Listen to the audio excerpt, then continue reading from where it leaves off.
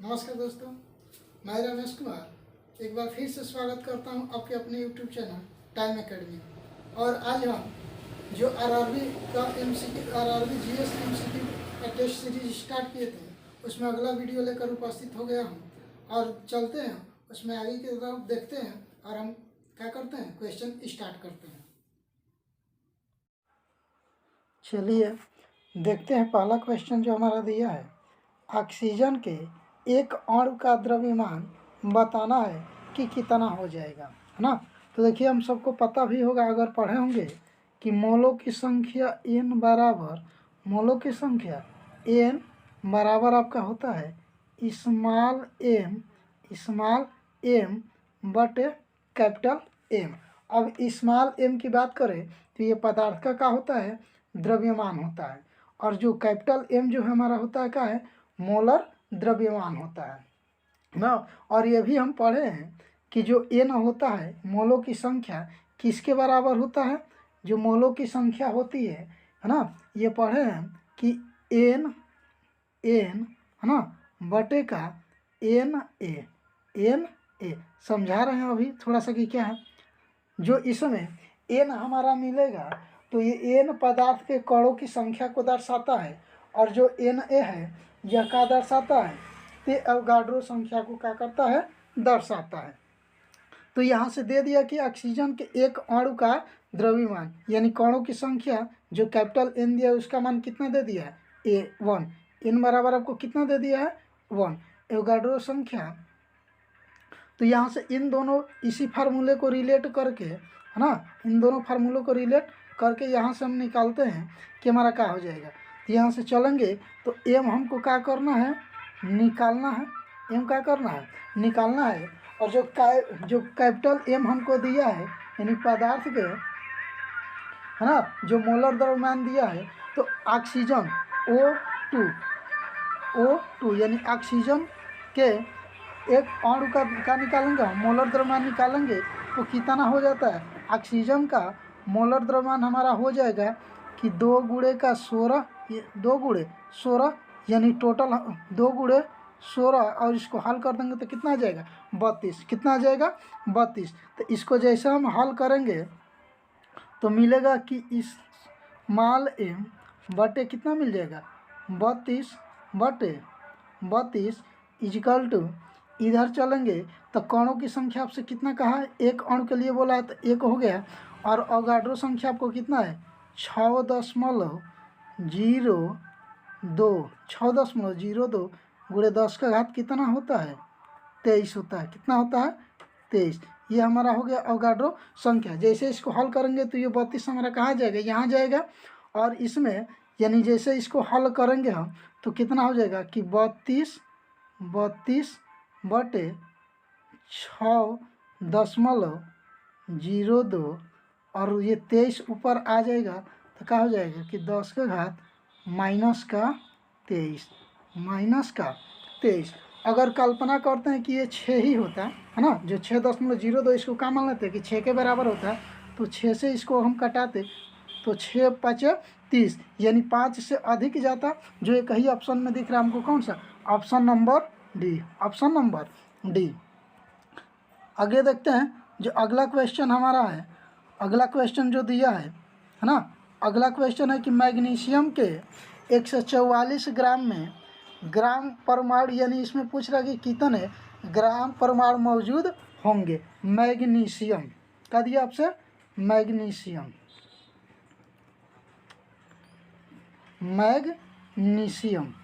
तो ये संकेत हो जाता है मैग्नीशियम का Mg। अब यहाँ से निकालेंगे कि यहाँ से संख्या, देखिए मैग्नीशियम का अगर बात करें हम परमाणु द्रव्यमान का या अणु द्रव्यमान कहिए, तो परमाणु द्रव्यमान या अणु द्रव्यमान इसका होता है कितना, मैग्नीशियम का कितना होता है, 24 होता है। कितना होता है, 24। तो यहाँ से जैसे ही हम निकालेंगे कि इसकी संख्या कितनी हो जाएगी, तो संख्या निकालेंगे, संख्या, है ना, तो आपको ये दे दिया है कि मैग्नीशियम के कितना ग्राम दे दिया है, 144 ग्राम। कितना है, 144 ग्राम। और इस, है ना, जो दी गई मात्रा है इसमें हम क्या करेंगे, इसके आणविक द्रव्यमान से क्या कर दीजिए, भाग कर दीजिए। तो इसका आणविक द्रव्यमान कितना था, 24 था। कितना था, 24 और 24 से काटा देंगे तो 24 छक्का 144 हो जाएगा। तो जो एक ही ऑप्शन कौन सा ऑप्शन दिख रहा है 6, option number B, option number B. चलते हैं नेक्स्ट आगे क्वेश्चन। अगला जो क्वेश्चन हमको दिया है कह रहा है कि ऑक्सीजन का ग्राम आणविक द्रव्यमान 32 ग्राम है। ऑक्सीजन का घनत्व कह दे दिया है कि 1.429 है ना, ये भी दे दिया है। तो ऑक्सीजन का पूछा आपसे आणविक आयतन पूछा है। क्या पूछा? आणविक आयतन। तो आणविक आयतन आपसे पूछा है तो चूंकि हम जानते हैं कि घनत्व बराबर क्या होता है, घनत्व यानी डेंसिटी, घनत्व बराबर होता है द्रव्यमान बटे का आयतन, द्रव्यमान बटे का आयतन। तो यहाँ से जैसे ही हम निकालेंगे आयतन बराबर यानी आयतन भी बराबर निकालेंगे तो क्या हो जाएगा, यहाँ जो दिया था आपको कि m और बटे क्या मिल जाएगा d, m बटे d। तो यहाँ से आपको दे दिया है कि m कितना था 32 ग्राम दिया था। तो 32 और भागे कितना कर देंगे 1.429, 1.429। अगर इसको हम मान लेते कि ये 420 और इसको हम 320 कर लेते और इसको 14 अगर मानते सिर्फ तो 14 दूनी 28 यानी 2 से अधिक ही जाता। और नहीं तो एक्यूरेट अगर आप कटाएंगे है ना तो ये कितनी बार जाएगा 22.4 बार। कितनी बार 22.4 बार। तो इस हिसाब से आपका उत्तर कौन सा हो जाएगा, उत्तर ऑप्शन नंबर ए हो जाएगा, ऑप्शन नंबर ए। अगला नेक्स्ट देखिए, नेक्स्ट जो क्वेश्चन हमारा है दिया है कि सल्फर है ना, सल्फर डाइऑक्साइड के 0.6 अणु में सल्फर के कितने परमाणु मौजूद होते हैं। तो चूंकि आपको पता होता है कि चूंकि एक अणु में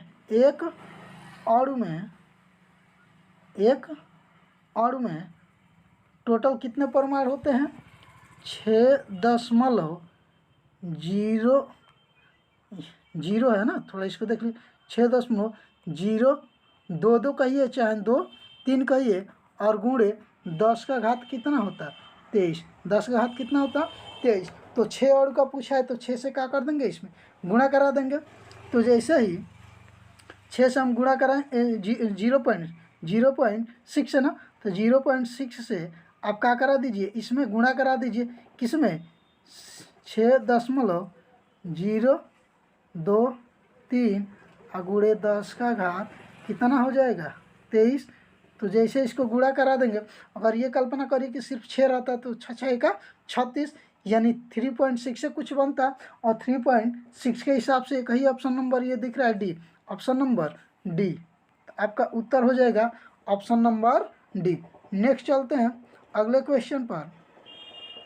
तो अगला क्वेश्चन जो आपको दिया है ना कि अगला क्वेश्चन है कि लेड ऑक्साइड की है ना कि क्रिया किससे कर रहा है हाइड्रोक्लोरिक एसिड से। तो हमको बन रहा है कि लेड क्लोराइड है ना और प्लस जल बन रहा है। तो इसमें इसको संतुलित करना है, क्या करना है संतुलित करना है। तो ध्यान देने वाली इसमें बात है कि देखिए अगर काउंटिंग करें हम यहाँ से हाइड्रोजन के इस साइड कितने एटम दिख रहे हैं 1 और इस साइड कितने एटम दिख रहे हैं 2। जैसे ही अगर इधर हम 2 से गुणा करते तो हाइड्रोजन भी 2 हो जाता, हाइड्रोजन के भी 2 परमाणु हो जाते, क्लोरीन के भी 2 परमाणु, इधर भी हाइड्रोजन के 2 परमाणु हो गए, क्लोरीन के भी 2 परमाणु, इधर भी लेड ऑक्साइड के 1 परमाणु है तो इधर भी लेड के कितना है 1 है, ऑक्सीजन के 1 परमाणु इधर है तो ऑक्सीजन के 1 परमाणु इधर, यानी संतुलित हो जा रहा है। यानी हम किससे गुणा किए 2 से, किससे गुणा किए 2 से। तो इसमें आपसे पूछा है कि कितने मोल्स की आवश्यकता पड़ेगी, यानी 2 मोल्स की। कितने मोल्स की 2 मोल्स की। तो ऑप्शन नंबर हमारा कौन सा हो जाएगा, ऑप्शन नंबर हमारा कौन सा हो जाएगा ऑप्शन नंबर ए, ऑप्शन नंबर ए। नेक्स्ट चलते हैं अगले क्वेश्चन की तरफ। तो अगला जो क्वेश्चन हमारा दिया है ना, अगला क्वेश्चन है कि 90 ग्राम पानी में मौजूद मोलों की संख्या क्या करना है ज्ञात करना है। तो अभी बताए थे कि n बराबर स्मॉल m बटे कैपिटल M। 90 ग्राम है ना, ये दिया गया द्रव्यमान हमको कितना दे दिया है 90, कितना दिया है 90। अब इसके बाद जल का निकाल लीजिए। तो जल के आणविक द्रव्यमान कितना होता है, कितना होता है 18। कितना होता है 18। 18 से इसको कटा देंगे तो कितनी बार में कटेगा, 5 बार में। तो 5 बार में यानी कौन सा ऑप्शन दिख रहा है, ऑप्शन नंबर ए, ऑप्शन नंबर ए। चलते हैं आगे नेक्स्ट क्वेश्चन की तरफ। तो नेक्स्ट क्वेश्चन हमारा जो दिया है, कहता है यह देखते हुए कि ऑक्सीजन के 1 मोल का वजन 16 ग्राम है। कितना है 16 ग्राम। तो आपसे पूछ रहा है कि आपको क्या बताना है इसमें, ओजोन है ना, ओजोन का और भार क्या करना है, ज्ञात करना है। तो हम जानते हैं कि ओजोन का फार्मूला जो होता है, ओजोन का फार्मूला क्या होता है O3, क्या होता है O3 होता है। तो दे दिया है और आपसे कहा कि ऑक्सीजन के 1 मोल परमाणु का, यानी 1 मोल परमाणु का आपका वजन कितना दे दिया है 16 दिया है। कितना दिया है 16। तो कह रहा है कि O3 का निकालेंगे तो 16 में कितना से गुणा कर रहे होंगे 3 से, और 3 से जैसे गुणा करेंगे तो 16 तिया कितना हो जाएगा 48। जो ऑप्शन हमको कौन सा दिख रहा है, option number B, option number B. अगले देखते हैं अगले क्वेश्चन की तरफ। अगला क्वेश्चन दिया है कि रसायन के लिए गणना की इकाई क्या है। तो क्या होती है, मोल होती है। क्या होती है, मोल। तो यहाँ से हमारा ऑप्शन हो जाएगा ए, ऑप्शन नंबर ए। आगे चलते हैं नेक्स्ट क्वेश्चन देखिए। अगला जो क्वेश्चन दिया है, किसी पदार्थ के 1 मोल में मौजूद परमाणुओं या अणुओं या आयनों की संख्या को क्या नाम दिया जाता है। तो इसको कहा जाता है एवोगाड्रो संख्या। क्या कहा जाता है, एवोगाड्रो संख्या। Option number C, option number C. Next question पर चलते हैं। अगला क्वेश्चन, तो अगला क्वेश्चन आपको दिया है कि 90 ग्राम पानी में मौजूद मोलों की संख्या क्या करना है, बताना है। 90 ग्राम पानी में मौजूद, तो यहाँ से निकाल लेंगे n बराबर, देखिए यहाँ से निकाल लीजिए कि मोलों की संख्या n बराबर ना स्मॉल m बटे कैपिटल M। तो ये दे दिया कि ये दिया गया द्रव्यमान कितना आपको दिया है 90 ग्राम। ये क्वेश्चन शायद दोबारा कराना, एक बार कराया भी था है ना। ये 18 कटा देंगे तो कितना आ जाएगा 5, यानी ऑप्शन नंबर हमारा कौन सा हो जा रहा है, option number B, option number B. Next question पर चलते हैं। अगला जो दिया है कि एसिटिक एसिड, क्या दिया है, एसिटिक एसिड के 1 मोल में ऑक्सीजन के कितने परमाणु मौजूद होते हैं। एसिटिक एसिड यानी फार्मूला अगर कहीं बात करें एसिटिक एसिड का, तो क्या होता है CH3COOH। तो इसमें ऑक्सीजन के कितने एटम दिख रहे हैं, 2। कितने एटम दिख रहे हैं 2। तो हमारा उत्तर कौन सा सही हो जाएगा, ऑप्शन नंबर ए, ऑप्शन नंबर ए, ऑप्शन नंबर ए। नेक्स्ट देखिए अगला जो क्वेश्चन है हमारा, कह रहा है कि CO2 के 10 मोल का द्रव्यमान कितना होगा। CO2 के 10 मोल का, तो n बराबर आपको दे 10 मोल का, तो फार्मूला वही लगाइए कि n बराबर स्मॉल m बटे कैपिटल M। अब इसका मान आपको दे दिया, कितना दिया है 10 है ना। ये स्मॉल m है, ये आपसे क्या कर रहा है, पूछ रहा है ना। और ये तो भैया मालूम होना चाहिए कि कितना होता, निकाल भी लेंगे। CO2 कहाँ है, तो कार्बन का यहाँ से निकाल लेंगे तो 12 प्लस ऑक्सीजन का 32, ये ना, और जोड़ देंगे तो कितना हो जाएगा, तो 2 2 4 और 44 हो जाएगा। कितना हो गया 44 है ना। तो 44 में जैसे ये 44 आकर इधर गुणा करेगा, तो 44 × 10 करेंगे तो कितना हो जाएगा 440, 440, यानी ऑप्शन नंबर कौन सा हो जाएगा B, option number B. Next चलते हैं अगले क्वेश्चन की तरफ। 60 ग्राम हीलियम में मोलों की संख्या उसी प्रकार का है, इस क्वेश्चन को कर लीजिएगा। आगे देखिए दिया है कि 540 ग्राम ग्लूकोज में उपस्थित मोलों की संख्या क्या करना है, बताना है। 540 ग्राम ग्लूकोज में उपस्थित मोलों की संख्या कितने होगी, यही आपको क्या करना है, बताना है। तो मोलों की संख्या निकाल लीजिए, यानी n आपको निकालना। n बराबर दिया गया द्रव्यमान आपको कितना है 540, स्मॉल m का मान दे दिया 540। अब थोड़ा सा आपको ग्लूकोज का फार्मूला पता होना चाहिए। तो ग्लूकोज का फार्मूला होता है C6H12 O6 C6H12O6। अब यहाँ से इसको जैसे ही हम हल करेंगे तो निकाल लीजिए, निकालेंगे यहाँ से तो कार्बन का कितना एटम हो जाएगा यहाँ पर, तो 12×6 = 72, फिर 12 एकम, यानी इसको हल करेंगे तो 72 प्लस 12 एकम 12 प्लस 6 से गुणा कर देंगे, 16×6 = 96, 16×6 = 96। जैसे इसको टोटल हम ऐड कर देंगे ना, 6 और 2 8, 8 2 10 का 0 हासिल है, 9 1 10 और 10 7 17, 17 1 18 है ना। तो इसमें भाग कर देंगे 180 से, 180 से भाग करेंगे तो 0 से 0 कट जाएगा, और 18 तिया 54, 18 तिया 54। तो कौन सा ऑप्शन दिख रहा है? 3, यानी ऑप्शन नंबर ए, ऑप्शन नंबर ए। चलते हैं नेक्स्ट अगले क्वेश्चन की तरफ। कह रहा है, तो नेक्स्ट क्वेश्चन आपको दिया है कि एवोगाड्रो संख्या Na का अर्थ है। तो Na का अर्थ होता है कि किसी तत्व के 1 ग्राम परमाणु में परमाणुओं की संख्या, यानी 1 ग्राम परमाणु में उपस्थित परमाणुओं की संख्या को क्या नाम दिया जाता है? एवोगाड्रो संख्या। इस हिसाब से हमारा ऑप्शन नंबर कौन सा सही हो जाएगा? Option number B, option number B. आगे चलते हैं अगले क्वेश्चन की तरफ। और देखिए टोटल क्वेश्चन आरआरबी द्वारा पूछा ही गया है और उसी टाइप का हम क्वेश्चन लिए हैं, है ना। तो अगला दिया कि निम्नलिखित में से किन वैज्ञानिकों ने सुझाव दिया कि तत्वों के प्रतीक तत्व के नाम के 1 या 2 अक्षर से बने होते हैं? तो ये दिए थे बर्जेलियस साहब। कितना? कौन दिए थे? बर्जेलियस ने। इसलिए हमारा ऑप्शन नंबर कौन सा सही हो जाएगा? Option number C, option number सी।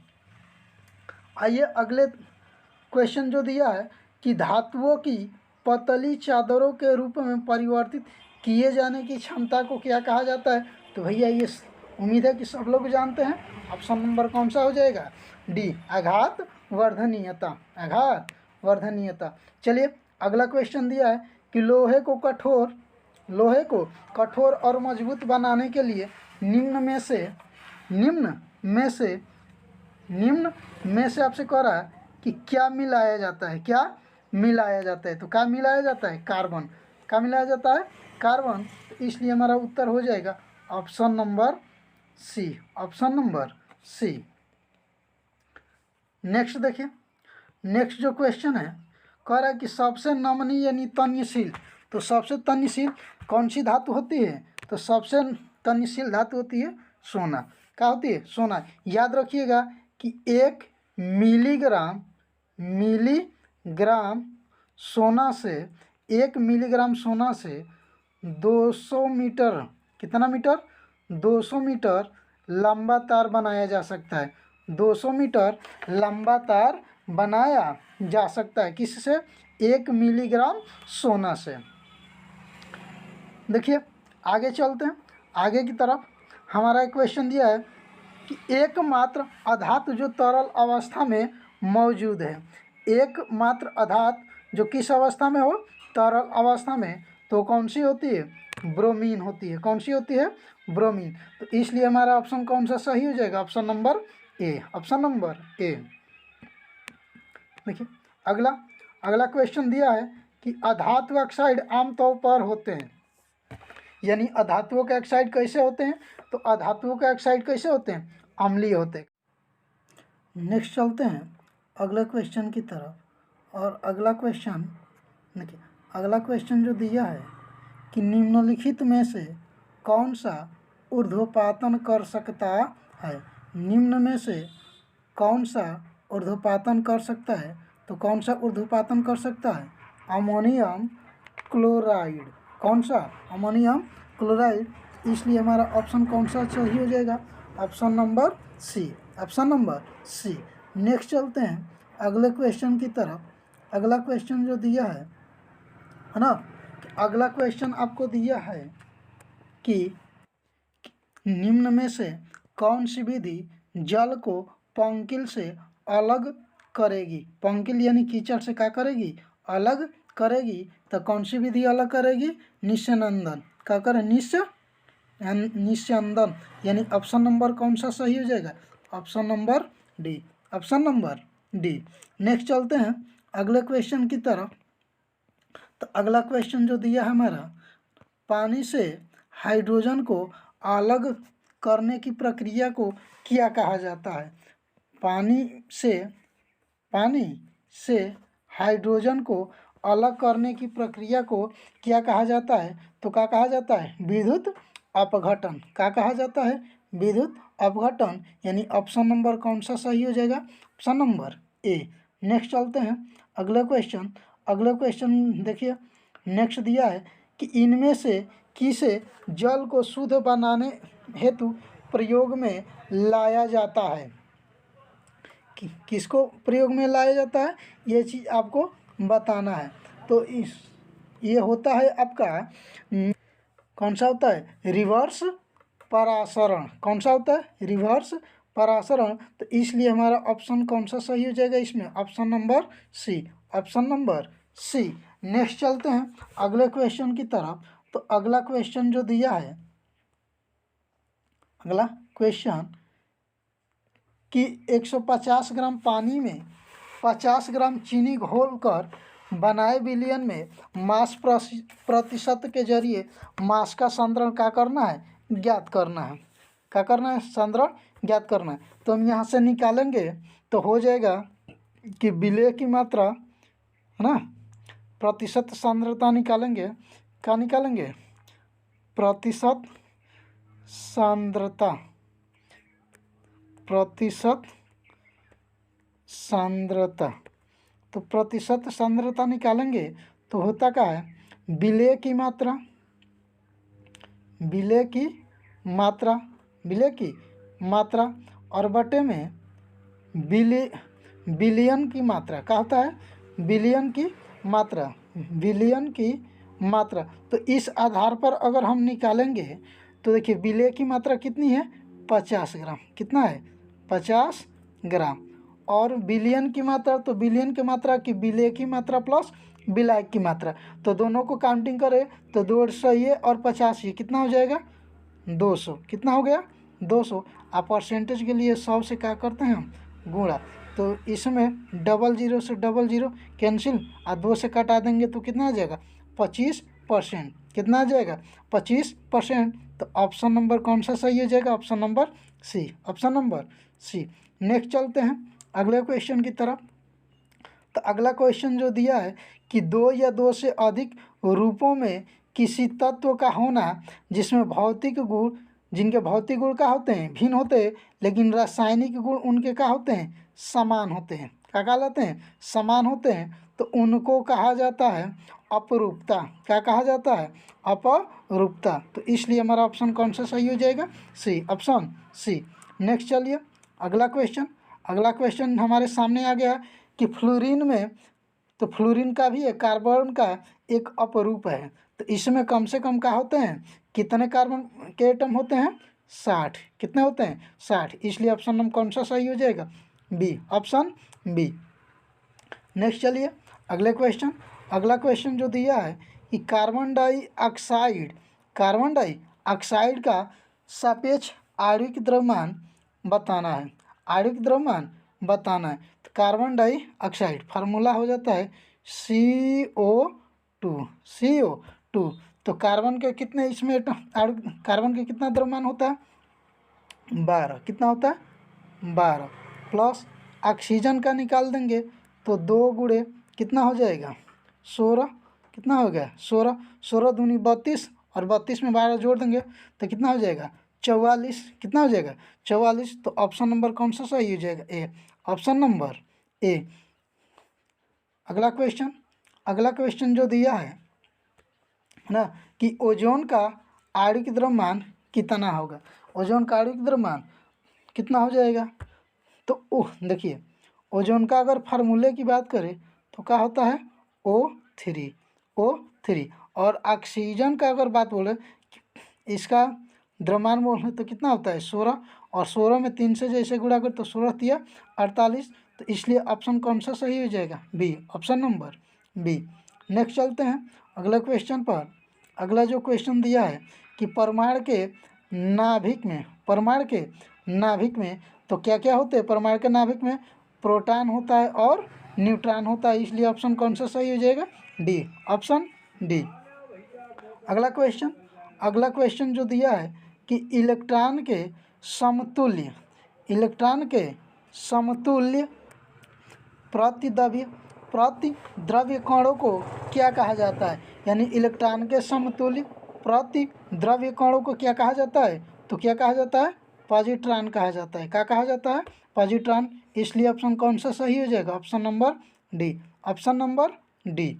चलते हैं अगले क्वेश्चन की तरफ। तो अगला जो क्वेश्चन दिया है ना, तो कहा है कि न्यूट्रॉन के अलावा सभी परमाणु नाभिक में मौजूद होते हैं। तो क्या मौजूद होते हैं? हाइड्रोजन। क्या मौजूद होते हैं? हाइड्रोजन।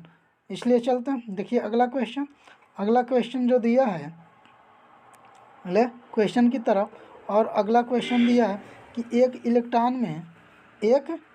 इलेक्ट्रॉन में कितना आवेश होता है? तो कितना चार्ज होता है? ऋणात्मक आवेश, तो 1.6 × 10⁻19 कूलाम होता है। इसलिए ऑप्शन हमारा कौन सा सही हो जाएगा? ऑप्शन नंबर सी सही हो जाएगा। कौन सा? Option number C. नेक्स्ट चलते हैं अगले क्वेश्चन की तरफ।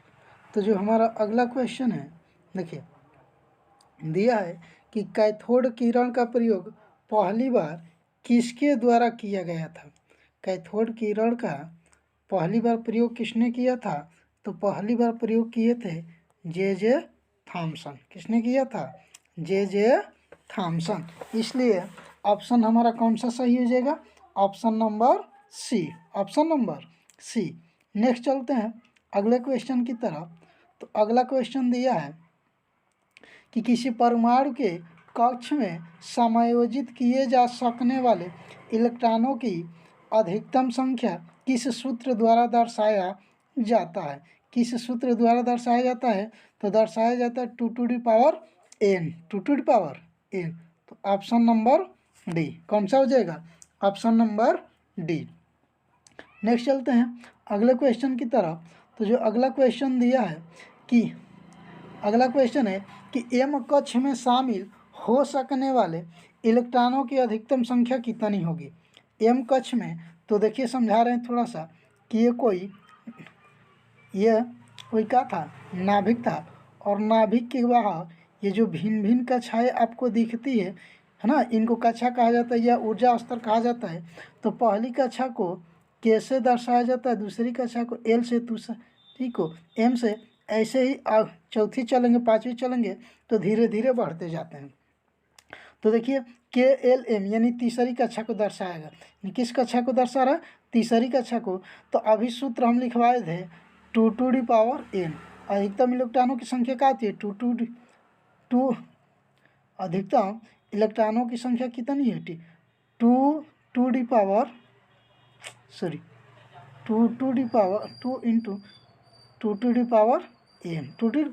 n, यानी n इसमें ये दर्शा रहा है कि कौन सी कक्ष है। तो कौन सा कक्ष? 2n है ना, 2 इंटू है ना, 2n 2n स्क्वायर था, है ना, 2 इंटू 2n स्क्वायर। तो यहाँ से जैसे अब निकालेंगे हम, है ना, कि 2 गुणे n का मान कितना हो जाएगा? 3।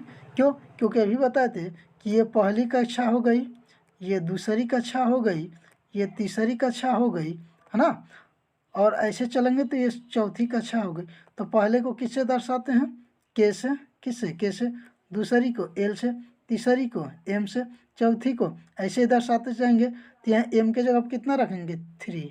3। और इसका सूत्र में जो वर्ग था तो क्या कर देंगे आप? वर्ग। तो 3 का वर्ग किए तो 9, और 9 में 2 से गुणा कराएंगे तो कितना हो जाएगा? 18। कितना हो जाएगा? 18। तो ऑप्शन नंबर कौन सा हमारा सही हो जाएगा? Option number C. Option number कौन सा सही हो जाएगा? Option number C. नेक्स्ट चलते हैं अगले क्वेश्चन की तरफ। तो अगला जो क्वेश्चन दिया है कि उस ऊर्जा के चतुर्थ स्तर इस बार किसको पूछा है? चतुर्थ को। तो फार्मूला वही था कि 2 इंटू, है ना, n⁻², n⁻², 2। तो इस आधार पर अगर हम फार्मूले का सहायता से हल करेंगे तो 2 गुणे ये 4 का कितना हो जाएगा, 4 का पावर 2। तो 4 का पावर 2 कहने का मतलब 16, 16 में 2 से गुणा करेंगे तो कितना हो जाएगा 32 यानी 32। तो ऑप्शन नंबर कौन सा हो जाएगा, option number B, option number B. चलते हैं अगले क्वेश्चन की तरफ। अगला क्वेश्चन जो दिया है कि सर्वाधिक स्थिर या अक्रिय परमाणुओं के बाह्य कोश में इलेक्ट्रॉनों की संख्या कितनी होती है, तो 8 होती है। कितनी होती है, 8। Option number D, option number D. अगला क्वेश्चन जो हमारे सामने है वो दिया है कि यदि क्रिप्टॉन की परमाणु संख्या कितनी है, 36, तो उसका इलेक्ट्रॉनिक विन्यास का कर पूछ रहा है कि उसका इलेक्ट्रॉनिक विन्यास क्या होगा। तो इसका इलेक्ट्रॉनिक विन्यास हो जाएगा कौन सा, option number B, option number B. नहीं तो आप चाहें तो निकाल भी सकते हैं। क्रिप्टॉन है ना, क्रिप्टॉन परमाणु क्रमांक कितना दिया है, 36। तो चाहे तो आप तोड़ भी सकते थे कि 1s2 है ना, 2s2 2p 6 3s2 3p, counting कर लीजिए, 2 2 4 6 10 2 12, तो 3p 6 12 6 18, 3p 6 4s2 हो जाएगा है ना, 4p हो जाएगा, क्या हो जाएगा, पी। ऐसे अगर इसका इलेक्ट्रॉनिक विन्यास और कर सकते थे, आगे थोड़ा सा स्पेस होने की वजह से दिक्कत हो रहा है ना। तो उसके बाद हम काउंटिंग करते तो हमारा यही बनता कि 2 8 18 और 8 क्या मिलता है, 2 8 18 और 8। तो हमारा ऑप्शन हो जाता है ऑप्शन नंबर कौन सा, B, option number B. Next चलते हैं अगले क्वेश्चन की तरफ। अगला क्वेश्चन जो दिया है ना कि अधातुओं में आमतौर पर बाहरी कक्षा में पूछा है कि आउटर सेल में कितने इलेक्ट्रॉन होते हैं। तो बाहरी कक्षा में अधातुओं में क्या होते हैं, 4 से अधिक। तो 4 से अधिक चलेंगे तो ऑप्शन नंबर क्या हो जाएगा बी। देखिए जिनके बाहरी कक्षा में अगर 1 2 और 3 इलेक्ट्रॉन होंगे तो ये क्या हो जाते हैं, ये धातु होते हैं। तो धातुओं के बाहरी कक्षा में 1 2 3 इलेक्ट्रॉन होते हैं। और अधातुओं के चलेंगे तो 4 5 6 है ना, 4 तो दोनों में आ सकता है, 5 6 7 या 8 होते हैं। तो इसलिए आपसे पूछा था कि अधातुओं में आमतौर पर सबसे बाहरी कक्षा में इलेक्ट्रॉन पूछा है तो कितने हो सकते हैं, या तो 5 नहीं तो 6 नहीं तो 7 या 8। तो इसलिए ऑप्शन हमारा कौन सा सही हो गया, B, option number B. Next चलिए अगले क्वेश्चन की तरफ। अगला क्वेश्चन दिया है कि यदि तत्व ए और बी का इलेक्ट्रॉनिक विन्यास है ना, इलेक्ट्रॉनिक विन्यास देखिए आपसे इलेक्ट्रॉनिक विन्यास दिया है कि 1s2 2s2 2p6 है ना। तो यहाँ काउंटिंग कर लीजिए कि जो ए दिया है ना, कि ए जो दिया है ए है ना, ए जो दिया है कि ए में कितने इलेक्ट्रॉन हो गए, तो 2 2 4 है ना, यहाँ से 2 यहाँ से 2 4 4 और 6 10 और 10 1 11। तो ए में इलेक्ट्रॉनों की संख्या कितनी हो गई, 11। यानी 11 यानी ये बनना चाहिए कौन सा धातु, सोडियम, क्योंकि सोडियम का परमाणु क्रमांक कितना होता है 11, और इसमें इलेक्ट्रॉन भी कितने हो गए 11। अगला जो दिया है ना, अगला जो आपसे क्या कर रहा है, बी, जो अगला जो बी कर रहा है कि इसमें कितने इलेक्ट्रॉन है, 2 यहाँ है ना, 2 2 4 6 10 2 12 और 12 4 16, 16 यानी क्या बन गया, फास्फोरस। क्या बन गया, फास्फोरस 15 होता है तो सल्फर, सॉरी क्या हो जाएगा, सल्फर हो जाएगा। क्या हो जाएगा, सल्फर, यानी सल्फर हो गया। अब यहाँ से यानी आपको रिएक्शन कराना है सोडियम और सल्फर में, किस में, सोडियम में और सल्फर में, किस में, सल्फर में। तो देखिए सोडियम पर होता है 1 धनायन और सल्फर पर होता है 2 ऋणायन है ना। जैसे इसका रिएक्शन करेंगे तो ये आ जाएगा इधर और ये आ जाएगा इधर। तो यहाँ से जैसे रिएक्शन करा लेंगे तो रिएक्शन कराएंगे तो हमारा क्या बनेगा, Na2 और N सोडियम सल्फाइड। क्या बनेगा, सोडियम सल्फाइड, यानी A2S, A2 का आदर्श इसे देखिए तो सोडियम सल्फाइड हमारा कौन सा बन रहा है, Na2 यानी A2 और B। तो ऑप्शन नंबर हमारा कौन सा सही हो जाएगा, option number C, option number C. Next चलते हैं अगले क्वेश्चन। तो देखिए इस हिसाब से हम 40 प्लस आपके लिए लाए थे। कितना क्वेश्चन लाए थे हम? 40 प्लस लाए थे। कितना लाए थे?